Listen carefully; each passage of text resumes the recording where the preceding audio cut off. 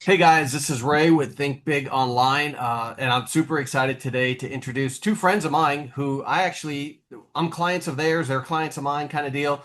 You know the routine. I love to interview guys and girls that are clients of mine and get to expose them to what's going on and let them share a little bit about their story. This is the podcast twins. You have Drew and you have Vince, commonly referred to as the podcast twins. I'm going to give them a minute to explain or to share with us a little bit about what they do, how they do it, and how you can contact them. And then at the end of the interview, we'll kind of go back to that as well. I don't know if Vince or if Drew, whoever wants to take it away, by all means, just tell us a little bit about yourself and what do you guys do?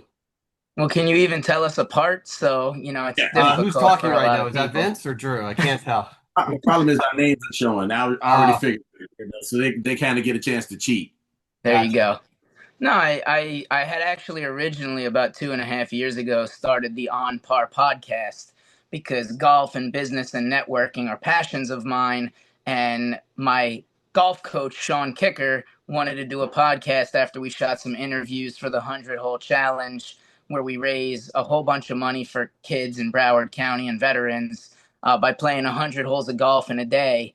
And as the chairman, I interviewed some people for it, and Sean loved the way that the interviews came out, and he said you should have a podcast. And I said, well, yeah, I'll do that in my spare time because I got so much time between my wife, my kids, taking care of my dog, and my regular business. Sure, I'll do it. And then 3 lunches later, it turned into we should start a podcast. So we started that podcast together, and then fast forward like a year and a half later, Dawn Smith, who's a mutual friend of mine and Vince, says, "Man, Drew, you have to have this guy Vince Bell on your podcast to promote his charity golf tournament for the Pompano Kappas." And then Vince came up to the showroom at Winners Award Group, and the rest is kind of history. So I'll let Vince take it from there. But we had a blast shooting the On Par podcast before we ever thought we were going to be the podcast twins. That's awesome. Hey, Vince, before you start, because it's going to drive my audience a little bit nuts, what does your shirt say? Because I can only read the first sentence. It says, if you ever, what's it say? If I ever say, do you want me to be honest, say no. Gotcha. All right, perfect. Thank you. That's a great introduction to you, Vince. Go ahead and let's hear Well, a little bit about you. the t-shirts kind of represent who I am on the show. I always wear something like this on every single show, so the audience has grown to look for it. And so I figured, hey, I'm coming on Ray's show. Let me throw one on. Gotcha.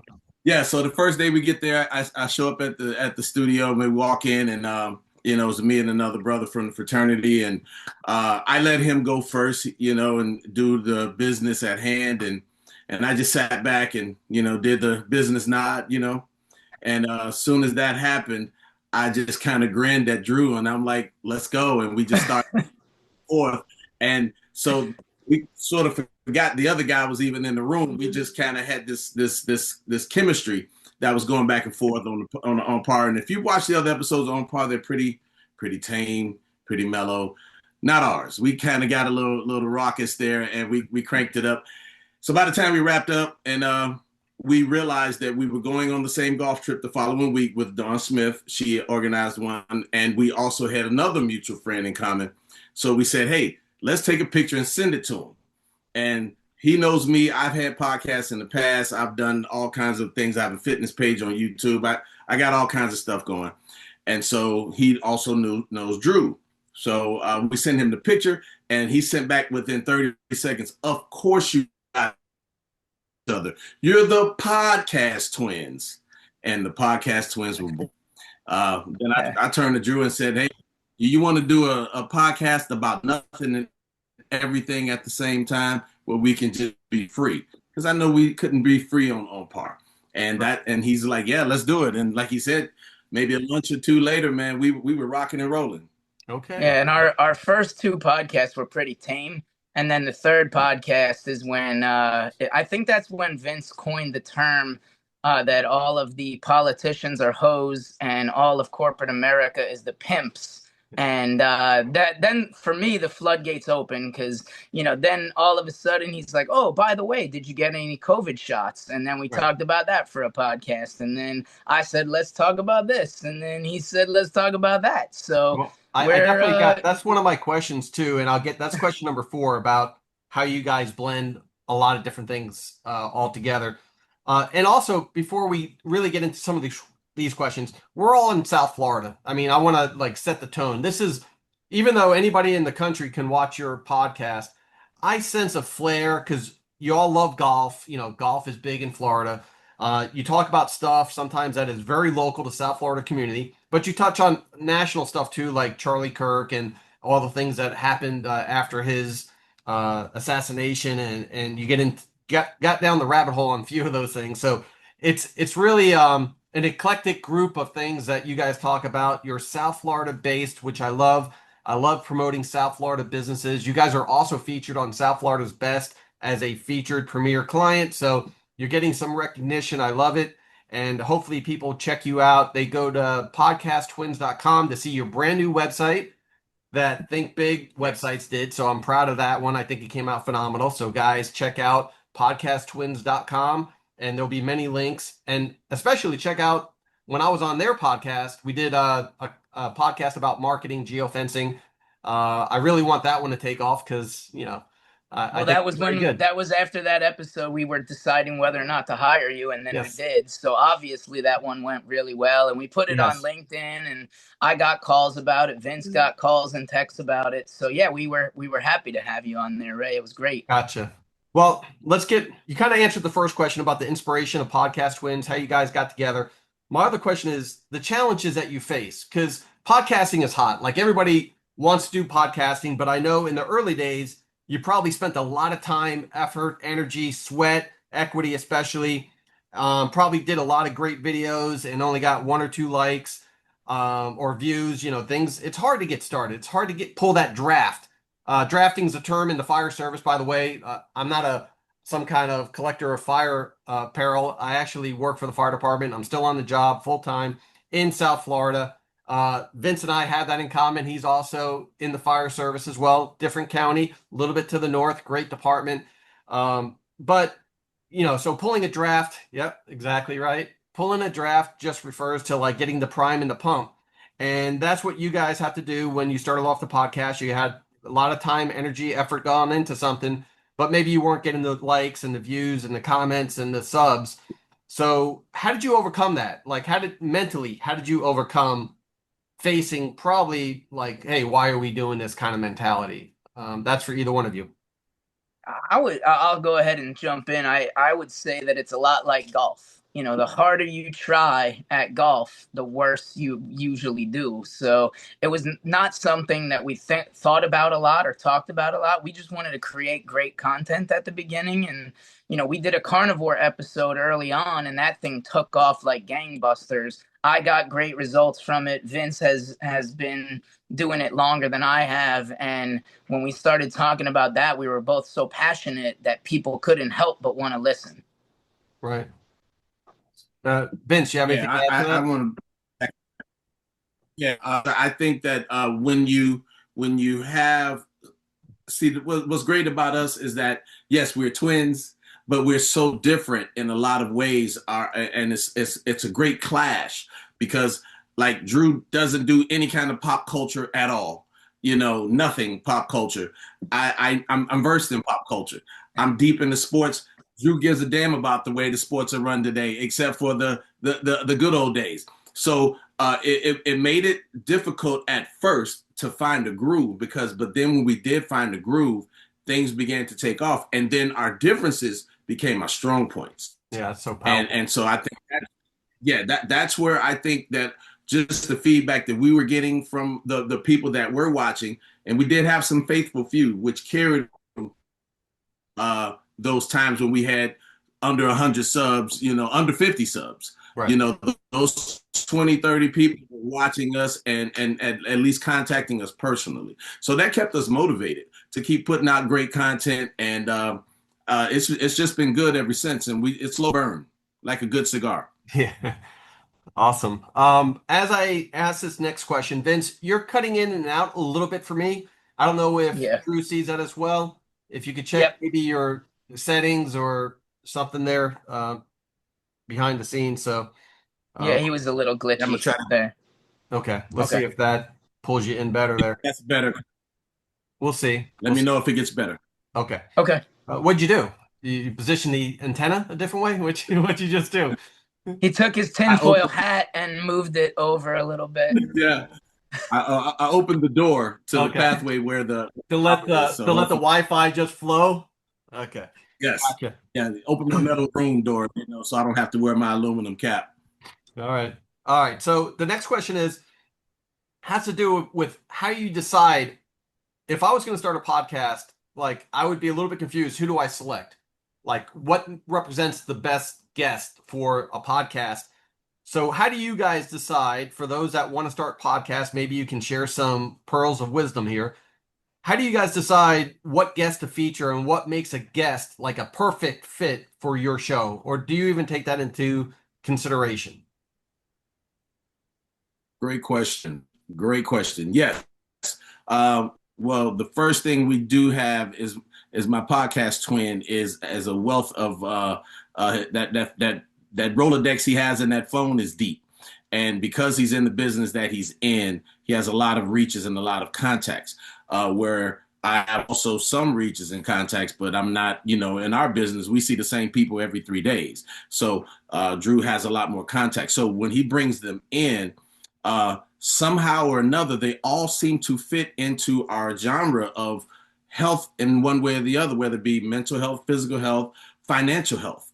And so it just works out that way, or motivation in a way or two. I think the only one, well, even our gold and silver episode, it talked about the financial health. So and we because we didn't just get into how to get rich, we talked about the health of your finances and how to secure your future for you and your family. So, the guests just seem to they come in nervous and they walk out and damn, that was easy. Right. So the Yeah. selection process sounds like it comes from, I mean, Drew is, like you said, he's got a Rolodex. People that maybe don't even know what a Rolodex is, he's got a very extensive contact list of people. There's nobody that doesn't, it's like 6 degrees of Kevin Bacon with Drew. I mean, you can be connected with him. So is that how you're finding? And Well, the other factor is a lot of our guests, when they know about the whole carnivore thing, or about I lost 40 pounds over a year and a half, which I did that all by diet. I just recently started working out again a few weeks ago, so those results haven't hit yet. But I literally changed my entire diet, and I'm kind of the ultimate contrarian now, because I feel like I've been lied to about what I should and shouldn't eat my whole life. I'm the tail end of Gen X or the beginning of the millennial generation, depending on who you ask. And, you know, McDonald's and Nike had the best marketing when I was a kid. And turns out McDonald's isn't even serving real food, it's just chemicals and sugar.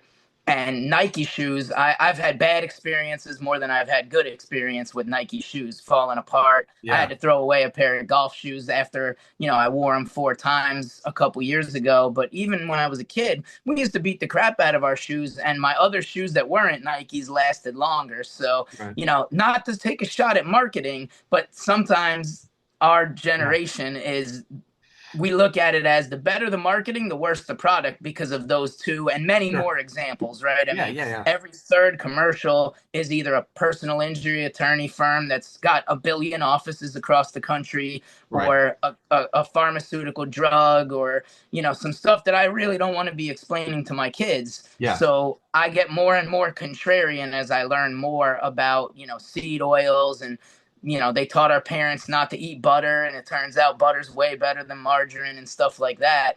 And we just went off about it, and then all of our guests kind of know that about us. So like we yeah. just had Spectrum Golf on, and Carter, who's an autistic gentleman, he's 15 years young. He started his clothing company to help other kids on the spectrum, and his mom, and Carter had lost 40 pounds Mm. and his mom had lost 100 pounds. So while we were Crazy. really talking about spectrum golf and mental health, it also turned into your, what are you eating to get to this loss of, 100 pounds? That's a whole human being. Yeah.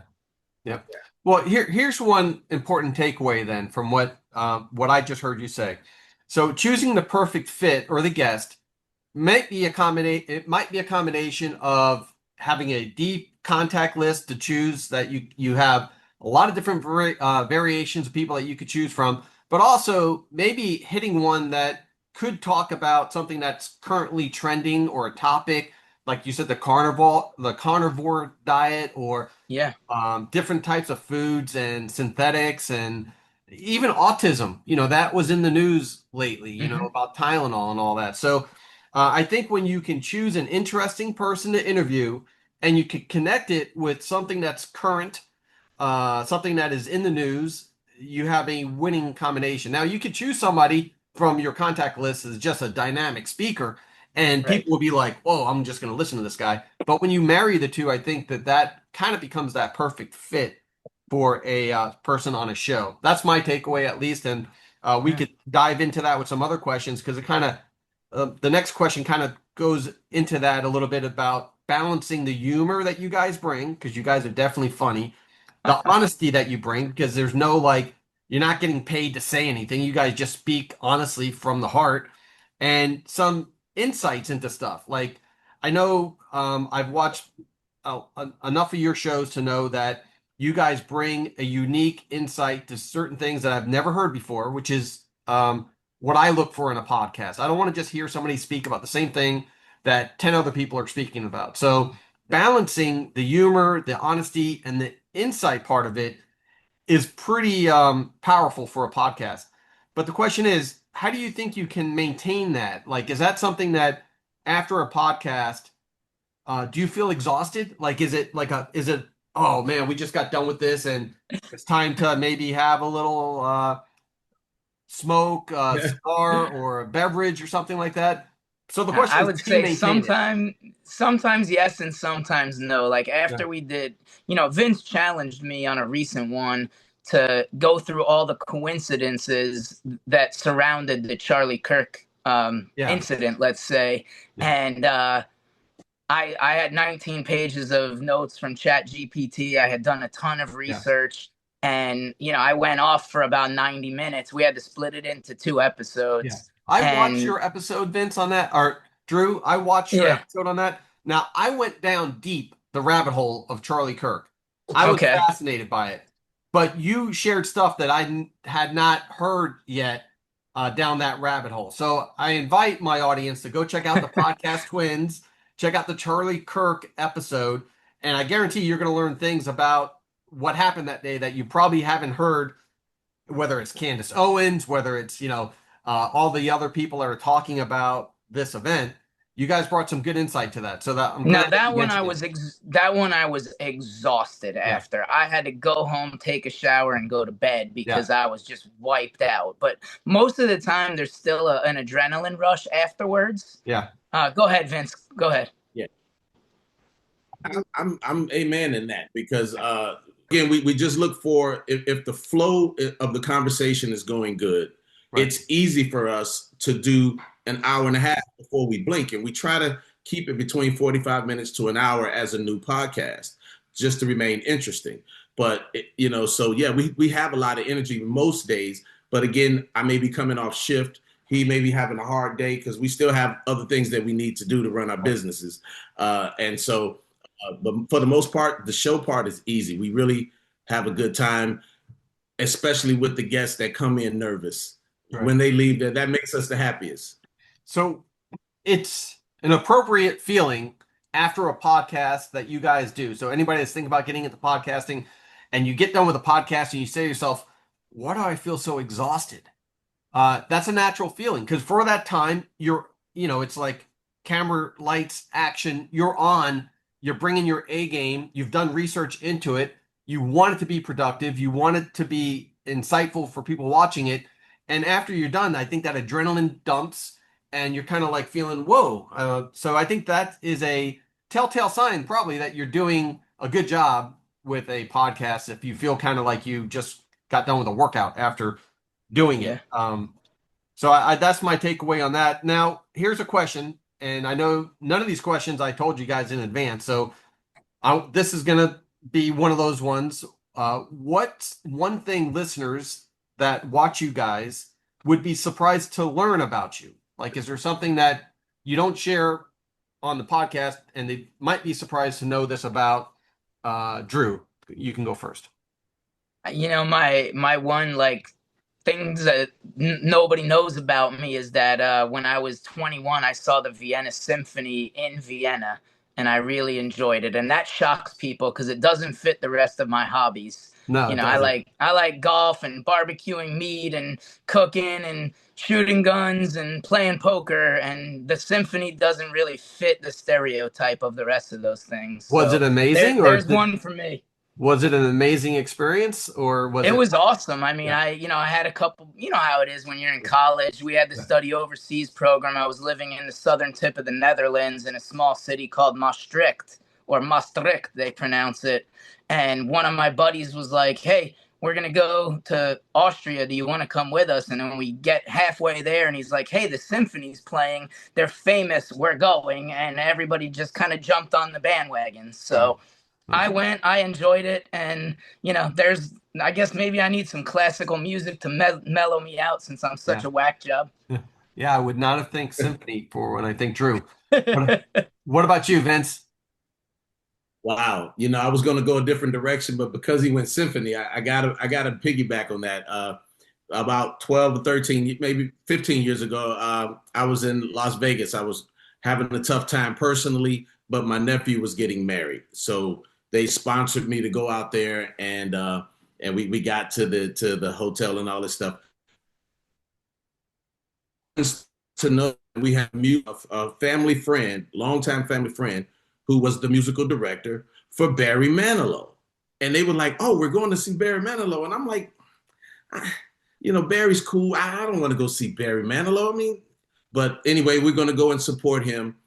And when I walked out of that show, I was screaming, hey, man, the Barry Manilow show was amazing. And of course, everybody that knows me is like, what are you talking about, Barry White? No, Yeah, Barry Manilow yeah, was yeah. amazing in Las Vegas. And because, again, I'm a Gen Xer like you guys. And so uh, every TV show in the 70s and 80s, he pretty much wrote the jingles to. Yeah. So a lot of those things he did, even if I wasn't hearing them on the radio, which subsequently I did hear later on, but at least it took me back to my childhood watching TV. You're like bosom buddies. Who would have thought that? Bosom Bosom buddy. buddy.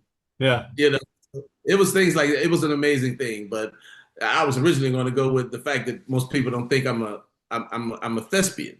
I do live stage plays, and so that surprises people when they find out that I do that too. All right. We're gonna flip gears into some kind of marketing strategy. I want to ask you because I know people that are watching are gonna need to know. In your experience, what's the biggest mistake new podcasters make when trying to grow their audience? Not doing enough research after you start. See, some people may say starting too soon. I don't think you can start too soon. I think you just dive in, but once you get in, you got to start the learning curve immediately. And I think that's where, if we had to do it all over again, we would have started to look for marketing things earlier, as opposed Yeah. to just throwing it up against the wall and see what sticks.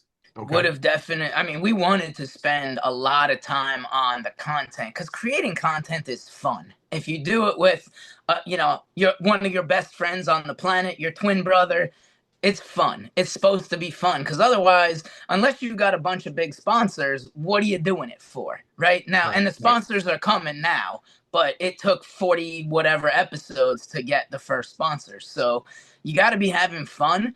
And yeah, I agree with Vince wholeheartedly on spend more time on the analytics and the strategy because you got to do the uncomfortable stuff that you're not having fun with at the Right. beginning until you can hire a marketing company, Right. an administrative assistant to do your editing. Yeah. We have outsourced, I mean, we have Kirsten doing our producing. So it's not just us doing everything. I mean, we did a joint podcast slash food critic show with Josh Eats FL at the Tin Cup in Cooper City, who's also a client and a friend of mine. And we had more fun at that thing than ever. And come to find out, Josh is now at the point where he's where we were 20 episodes ago, where Yes. he's like, man, I really need a VA to do all this editing because he's doing it himself. He's spending hours and hours and hours. So Right. if you don't have the right team, it's like anything else. If you don't have the right team, it's really, really difficult to get anywhere by yourselves. So don't worry about the editing aspects of it. Don't worry about the person behind the camera. Even if it's just at the beginning, you guys set up a camera and just hit record and go with it. Now I know Kirsten does an amazing job with editing and putting it out there with the shorts, the reels, and everything else that you guys are doing. And that one episode that you guys did at the Tin Cup with the food, Yeah. that's one of Yeah. the few times when Vince was eating that steak, I wanted to have a steak. That steak looked so good. And your Yeah. expression while you were eating it was like, dude, I want to go over there right now and order that steak. How good was that steak? Was it? Yeah. It, it was primo. It was so good. And people felt just like you. Yeah. Within a week, I had personally had 6 guys go over there and do it. Yeah. 3 of them showed up on Thursday just to get the prime rib Yeah. after watching how we ate it. And if you want to get that prime rib, it's important to note. Now, Tin Cup's not a sponsor yet, but they will be. But Yeah. it's important to note you got to get there early because they sell out on Thursday quick. Yeah. I love the Tin Cup for its uniqueness. It's just like a place that you feel welcomed when you go in, and the food is really, really good. So yeah, I totally agree with I that. mean, and the other thing we have to do more of is cooking episodes because we did a deep dish pizza cooking episode where I taught my man from Chicago here, Vince, how to make homemade deep dish pizza. And now we got to get into the carnivore and the carnivore keto stuff because that's what people want to see. Yeah. And that was one of the most fun episodes we've shot as well. I enjoyed that. I enjoyed that episode. You guys were on point, and it made me hungry. That's for sure. You know what? We're just so surprised that it's already been a year. Yeah. We're in shock that it's been a year. It feels like it's just been a few months, but it's been a whole year. And now we're getting people that are looking for it. They may not be so quick to leave a response, but they're watching, they're commenting to us personally. Right. I can see the viewership and the time that we started out only when we were doing 30-minute shows, we were getting about 13 minutes retention. Now a 30-minute show will get 25, 26 minutes retention. A 45-minute show is only getting, 39 to 40 minutes. So we're getting the viewership, the time. Now it's just a matter of finding that spread. Right. So we can get this good stuff out because we said the moment we really pop off, we're re-releasing that very same pizza episode. Yes. Well, it's good that you're tracking and you have those analytics to know the engagement because you're at 100% correct. You guys are growing. Your YouTube channel is growing. It's growing by steps, which is the way that you want it to grow, not just by flash overnight kind of deal. So that's going to be good organically for your website. It's going to be good for your traffic on YouTube as you guys continue to grow. And it's very important that you know those analytics behind the scenes. So the fact that you know how that your viewer retention is slightly getting larger and larger and longer, it's a really good metric to keep an eye on. So another question is, how do you balance the creative side of podcasting with that business side? I mean, and I think, Drew, you may have already answered this. When you love what you do, you never work a day in your life, and you're working with your best friend. So the creative side of it comes naturally to you guys. The marketing side, you're kind of like seeing that evolve by retention and knowing, like when you did the video on crypto, you caught lightning in a bottle then because it was right at a perfect time that certain things were happening in the crypto space. So your viewership went ballistic on one of those shorts that you had. But is that a concern? Is that something that you have to worry about? Or are you guys, from a podcasting standpoint, you're just in it because it's such a blast to do it? Or are you in it from a business and marketing side of it, or both? Can you kind of share the philosophy that you have with that? Yeah, I mean, it's yes, it's fun. We want to create awesome content. We want to run it as a business. But I can tell you, I mean, just from bringing people up to the Twin Cave, which is really my showroom at Winners Award Group, I've gotten referrals, I've gotten clients, I've gotten friends. It's very rewarding. That's not running Podcast Twins as a business. That's getting business for my business by having a podcast, and that's been going on since On Par. That's actually how I wound up at Winners Award Group in the first place. Was I did a pro bono On Par podcast at my first charity tournament ever at Nick's Camp, which is Lou and Nick's passion that they've been running for 31 years to help kids with cancer. So I mean, we also want to educate and we want to have people asking questions. That's why, you appreciate Ray. Not everybody does, but Ray appreciates that we will ask any question. We will delve into any topic. I had kind of had the handcuffs on with On Par because it was so niche. And it's still a great fun to do those and promote charity golf tournaments. And I have fun with that. And that's how I met Vince. But yeah, we want to get into. I mean, why would we hire Think Big if we Right. didn't want to run Podcast Twins as a business? So go ahead and elaborate, brother. I got an extra piece on top of that to double down on the business. I, like you, I'm at the tail end of my fire career. As a matter of fact, I am now 31 days in the drop program, so I am officially retired. And as I told Drew, I said, my goal and dream is that this becomes the next phase of my life. And so it is fun to do, but yes, on the business side, we would like for it to get to the point where it can carry us and it carries itself. And then we have to grow our staff because our show is so popular and so good. So yes, we are absolutely looking to grow this podcast 100%. Drew, Vince, can you share with us for the audience that might have just tuned in now because of something with the algorithm? Where do they find you guys? Okay, you can find us on our brand new website, podcasttwins.com. Some guy right there, he's put together an amazing website, and I just looked over it today. It is gorgeous, it's beautiful, and definitely we need you to subscribe to us at our YouTube channel, Podcast Twins. It costs you nothing. Just click that little red button, and you'll get great content, I promise you. And we'll put the links in the description here for you too, Vince. Perfect.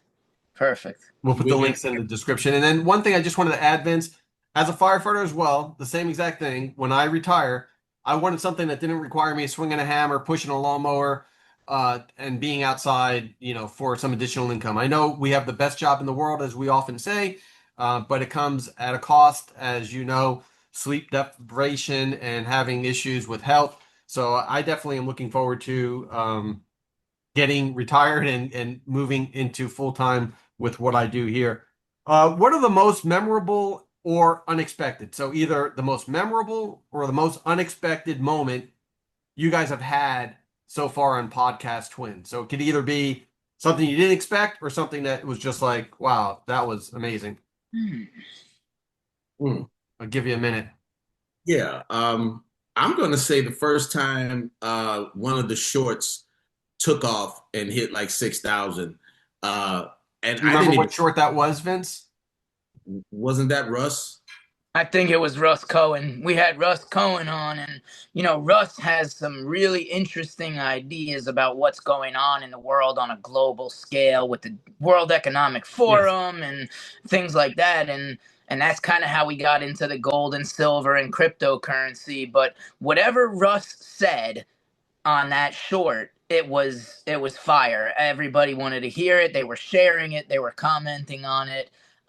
It was early on. I mean, I think we had him on maybe in the teens, low teens or something like that. It was when you started to implement some keywords in your titles as well to try to capture, what was going on. And I didn't mean to interrupt you, Vince. So was there anything else to the memorable, or is that? No. I mean, I think, because we've had several shorts take off from there, and then you get a turnaround and you get 300. So it's always good when we see that growth happen. I think we've had one. I think the Josh Eats broke 10,000, didn't it? Yeah, and he actually had on his pages over 20,000 views on some of the shorts that we were in with him. Nice. And he called me. I know I texted Curfton and Vince, and I think you were might have been on it too, Ray. And I said, like, oh my God, this is going crazy. Josh just got 20,000 plus views on the Tin Cup one that we were in. He wound up calling Donald, the owner of Tin Cup, and telling him, like, and I told him, I'm like, I just want to follow Josh around now. Right. But the other really memorable one, when Vince come to my house for the first time to shoot the deep dish episode, this man brought an entire studio and turned my kitchen into a studio. And my wife came out of the office and she's like, "Oh my God, what is going on here?" So that was a fun one. We had my neighbor come over and do a taste test. She was great. We had other friends there doing the taste testing with us. My kids were in that one towards the end, and yeah, I mean it's. Then we went on the golf course and shot some videos. I wouldn't even call that a podcast. It was just a bunch of videos goofing off on the golf course. Yeah, I mean we're making a lot of memories with this thing. Awesome. It's Well, that's I think if it was if we didn't get along and do the things that we do, and I think again it's because we are actually different in a lot of ways. It When we find that groove, it just really works. Oh, I'm sorry, Drew. I forgot. The most memorable one for you was the woke episode. Oh, so okay, so I'll tell that story. So I think so. It was right after Ben and Jerry's put out a bunch of commercials that were considered woke, and I sent one of the commercials to Curfton and Vince because of course we have a group chat and we're always chopping it up on, and I said like these bunch of woke sissies or whatever I said, and then I could feel the anger in both of their texts, and I was like, oh shoot, I pissed some people off. I pissed off my friends, and I have no idea why. So I wrote back, and I'm like, what did I say that's offensive? Like, I've never offended these guys. I've been friends with Curfton for over a decade and Vince for over a year now. And I've never said anything that it has offended them. And I can be, let's say, abrasive at times or blunt or, too truthy or whatever you want to say. But so they were like, oh, yeah, let's do a podcast about this one. And Vince educated me on the origination of the word woke and what it means to people that are older than me, especially African Americans.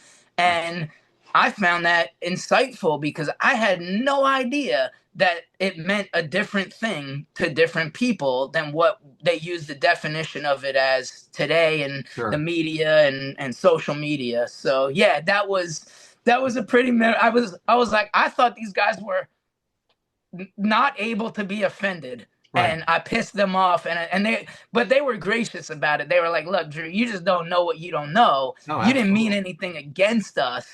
Yeah. Like, obviously not. They're So my brothers. I also learned from that episode. I watched that episode and I was also educated from that episode as well. And I'm not going to share with the audience what it was because I want them to go check out that episode. I'll put it in the link below. And you too could be educated, just like me and Drew were, with understanding what the word woke actually can mean to different cultures and different people. Mhm. And it's not what you think. So And I, and this episode is not even released yet, but the second part of the Charlie Kirk episode, at the end of it, right. I said something along the lines of, listen, we may only have, when we see a news story on Facebook or Instagram or on TV, if you're still watch TV news, which I don't know, that's declining unless you're a baby boomer from what I'm told. But the important thing is to understand that if you're arguing with somebody and you love that person, say it's your sister, your father, your aunt, your uncle, your mom, your cousin, it's really important to know that you may only have 5 to 30% of the truth at maximum, and they might have a different 5 to 30% of the truth at maximum. So before you sever a relationship and never talk to a family member or a close friend, think about that. And I think that's kind of going to become an underlying principle for us because we're not going to agree all the time. I'm going to say something stupid, and Vince is going to be like, no, you said something stupid, and vice versa. But we're always going to be brothers. We're always going to be friends. We're always going to go play golf and forget about it, because we're not so set in our opinions that we can't listen to somebody else or dive deep, like you said, Ray, into a situation. You know, we agree on one thing, which is we don't believe the story they're telling us. Yes. Well, you guys, my audience just got a little bit of a glimpse into that insight that I was talking about. Drew went from conspiracy theories in one aspect and a very sincere approach to conflict resolution with people that might only know a little bit and you might only know a little bit, and how to not let that be the division that alienates a relationship. In the fire service, Drew, just a quick story. There was a situation where I think the fire service relies on three relationships. It's the relationships that we have with the people that we work with, the relationships that we have with the people that we treat, and the relationships that we have with the elected officials that kind of control the purse strings and everything like that. And I've known people that got pissed off with one another. One firefighter got pissed off with another firefighter over something silly, and that lasted their entire career. And when you go back to it, like 30 years later, it was over somebody refused to shake hands with somebody or something like silly over a comment. And so I think I could not express enough about the importance of resolving those conflicts. Because Yeah. number one, we don't know how long we have on this earth. And number two, when we only know a little bit of the information and you're willing to admit that maybe you don't know all of the information, that goes a long way to disarming somebody and having a conversation that the healing sets in and really can bring people together.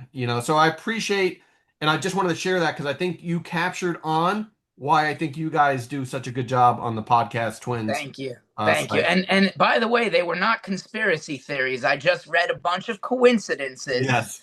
that Yes. all lined up together. And, I have a saying, you can either believe in conspiracy or you can believe in coincidence, but you can't do both. Right. Okay. Go Well, ahead, Vince. No, no, man. That's you summed it up right there. I mean, this whole thing, as far as think about where podcasting really exploded, right? It was after the scamdemic really kind of took off, right? So people were home. Oh, I'm sorry. I'm in pandemic. I'm sorry. I say pandemic. People were home. Zoom was almost a nothing stock. I mean, but look at how circumstances made us kind of grow this culture that we're now all a part of. And then it took a lot of that disinformation that was on those networks, and now you add individuals' opinions to that, and now you could either have a deep dive or a far-fetched idea. Either way, if you are just gullible and you're going to swallow it and be what I call the worker ant and just follow along that person's path, you're going to go out there and thump your chest for a person that you absolutely know nothing about based off of what you heard. At least try to think for yourself. And I think that's where Drew and I really came together, was just trying to get people to think for themselves. Watching television is probably what got most of us fat in the 70s and 80s, right? Because they told us cereal was healthy. They told you that drinking a gallon of orange juice is the best thing you can do. They didn't tell you that they was giving you liquid diabetes. They wouldn't do that. So again, we got to be able to think for ourselves, and not just believe everything we hear. So that's what Drew and I try to do on our show, and add humor to it.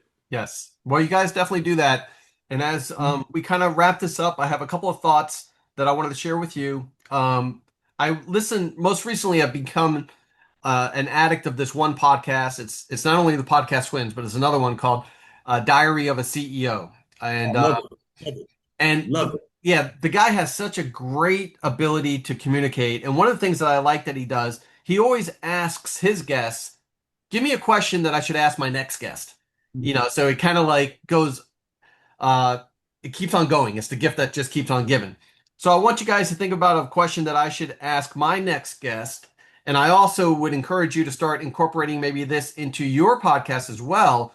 because I think it's a great way that it's just a great icebreaker, and it's something that kind of lets you think a little bit outside the box. So, um, is there a question that you think I should be asking my next guest? So, Podcasts are doing that as well. Like Up in Smoke, with a podcast with the NBA ex NBA guys, they do that as well. They actually ask them for the next guest. Now we don't have that kind of stronghold, yeah, but they have that kind of stronghold, and so does the Pivot podcast. So those are just from ex athletes that have moved into podcasting. Um, as for me, I would say, because to ask that next guest, um, how far do they think their podcast can grow? What's the reach? What's the largest that they think that they can go? Because again, it was just Drew and I, and with a tripod and curved it, But we're now having visions of this thing growing to the point where we're going to need a bigger staff than what we currently have right now. so I would ask translate. them.